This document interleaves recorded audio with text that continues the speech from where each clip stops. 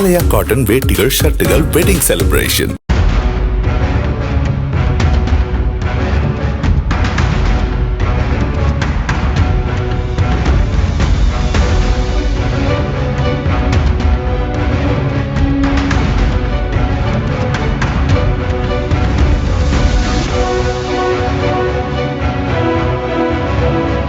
ஆந்திர மாநிலம் ஸ்ரீகாகுளம் மாவட்டம் பாதப்பட்டினம் பகுதியில் உள்ள மொண்டிக்கொல்ல தெருவைச் சேர்ந்தவர் நல்லிராஜு.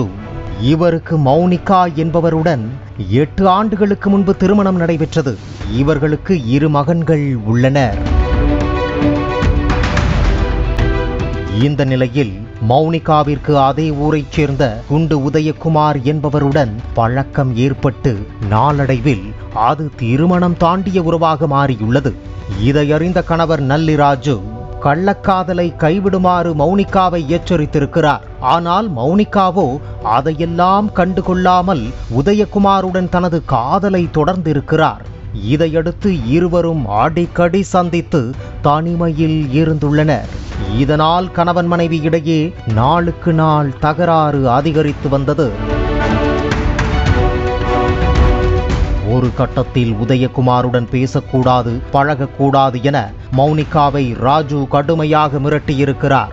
இதனால் ஆத்திரமடைந்த மௌனிகா கணவரை கொல்ல திட்டம் தீட்டினார். அதன்படி கடந்த 5ஆம் தேதி மௌனிகா வீட்டில் சமைத்த உணவில் 10 தூக்க மாத்திரைகளை கலந்து ராஜுவுக்கு கொடுத்திருக்கிறார்.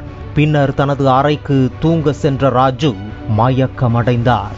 அதைத் தொடர்ந்து நள்ளிரவில் தனது காதலன் உதய்குமாரை அலைபேசியில் தொடர்பு கொண்டு அழைத்திருக்கிறார் மௌனிகா.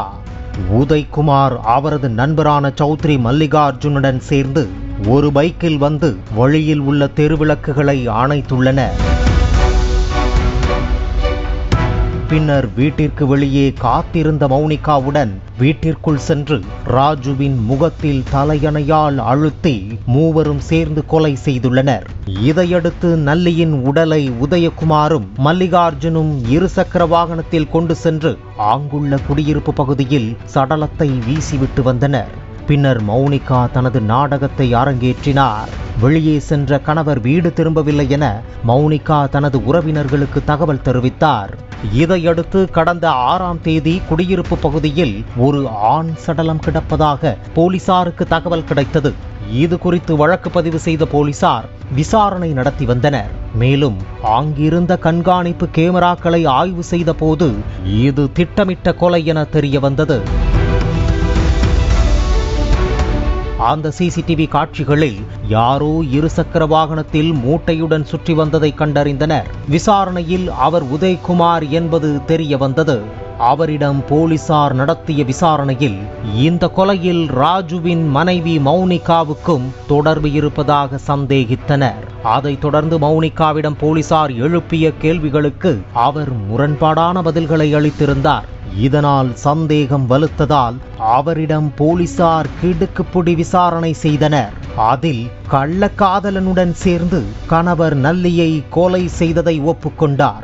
இதையடுத்து மௌனிகா, உதயகுமார், மல்லிகார்ஜுன் ஆகிய 3 பேரையும் போலீசார் கைது செய்து சிறையில் அடைத்தனர்.